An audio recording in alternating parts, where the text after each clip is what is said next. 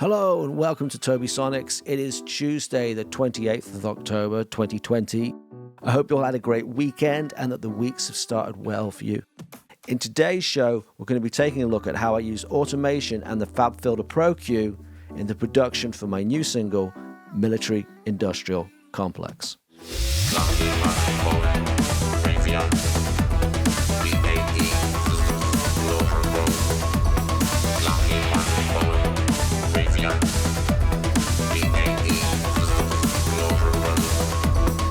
According to the Fabfilter website, the Pro-Q is going to give you unrivaled sound and workflow. You can get the highest possible sound quality, a very extensive feature set, and a gorgeous, innovative interface. For this video, we're going to be taking a look at what it's like to automate it. Let's start by looking at how EQ automation can help us with frequency masking. I've got this hat shaker combo going in the chorus, and I've also got this great rotating cowbell effect that's coming in and out. But the hat shaker combo is masking the cowbell effect. Let's have a listen to what it's sounding like without any auto.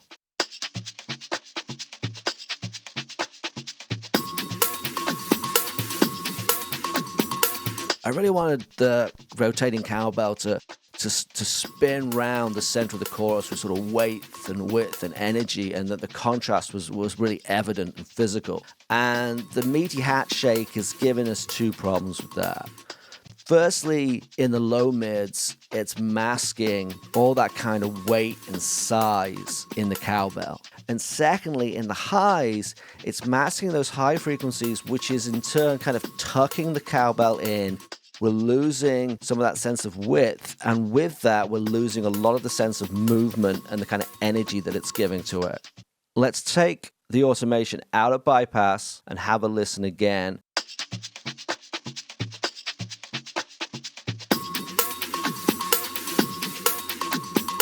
And now you can hear we've got much more weight in particular. There's much more physicality to the way it's spinning. That automation on the high pass is really helping us. And in the high frequencies, we're gaining that little bit more width. And with that, I think a greater sense of presence and definition in the rotating cowbell effect. Next up, let's look at something that's really simple to do and really practical, and that's automating the output on the Pro-Q. What's great about this is it frees up the fader on your mixer channel. Let's have a listen to the transition from the first chorus to the first verse without automating the output on the Pro-Q.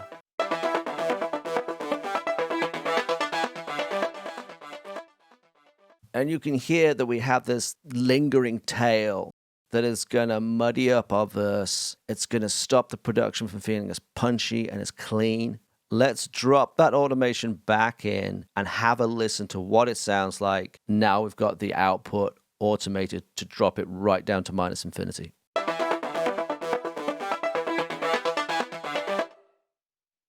Totally clean. Stops it dead, no lingering signal, bang. Straight into the first verse, nice and clean, really pop tight. I still have freedom to use my fader. I love that. Let's stay with the sequencer and let's have a look at how we can use automation and the Pro-Q to create creative filter effects. Okay, so here we are in the intro. We're going to kick off with a hi-hat and then the synth is going to come in. And what I've got on the synth here is I've got a high-pass filter. Let's have a listen to the intro without any automation on that high-pass filter.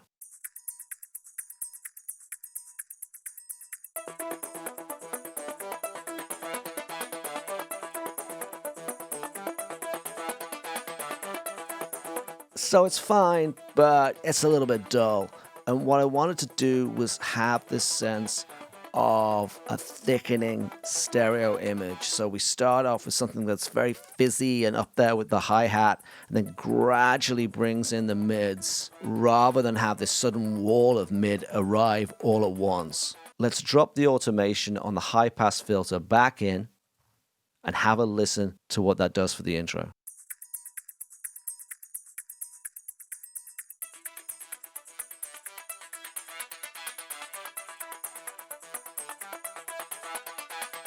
Now we have this great fizzing energy that starts off, kind of feels like it's coming in from the distance, like the middle distance out of the heat haze, the vista haze, kind of comes in and thickens into the mid. It's much smoother on the ear. It's much more interesting for the ear. We're sort of enticing the audience into the production. And as that synth's coming in, it's kind of rubbing really nice against the groove of the hi-hat. So we're sort of building the groove at the same time. Let's stay with the intro and let's see what happens when we bring the bass into the mix. And once again, I've got a Pro-Q set up on the bass, I've got a high-pass filter set up, and I've got some automation set up for that. Let's start by listening to the intro again with the bass this time, but without any auto on the bass filter.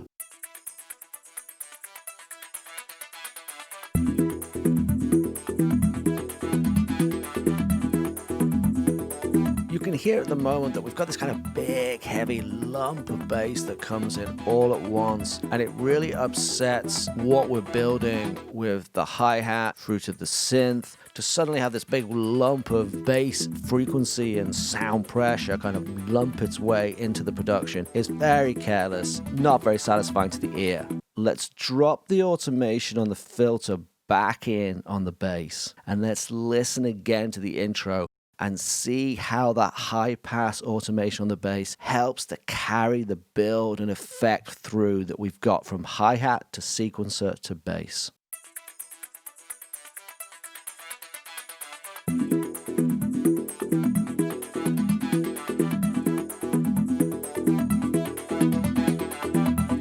Now we have a much smoother transition. The bass comes in with that low mid energy, adding to how the sequencer is expanding into those frequencies, and then gradually we're bringing in the actual low and the subs on the bass.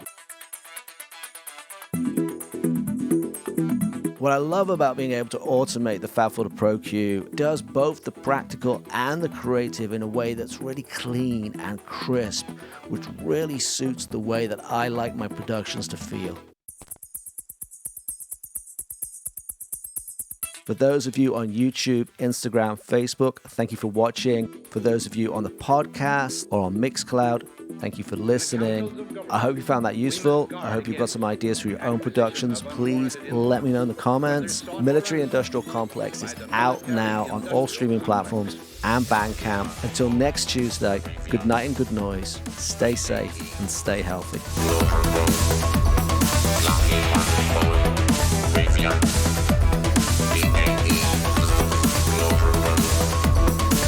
Now, this conjunction of an immense military establishment and a large arms industry is new in the American experience. We recognize the imperative need for this development, yet we must not fail to comprehend its grave implications.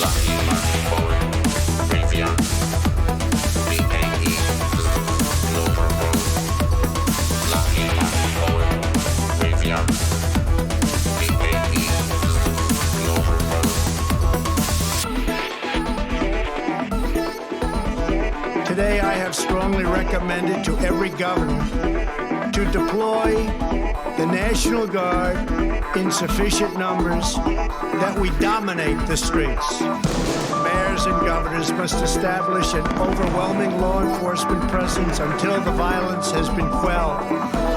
If a city or state refuses to take the actions that are necessary to defend the life and property of their residents, then I will deploy the United States military and quickly solve the problem for them. I am also taking swift and decisive action to protect our great capital.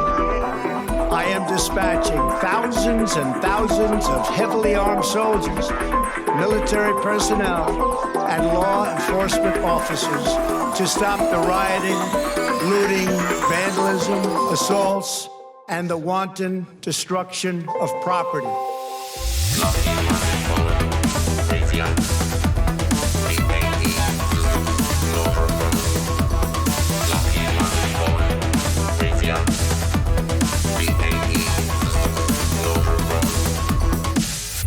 We should take nothing for granted.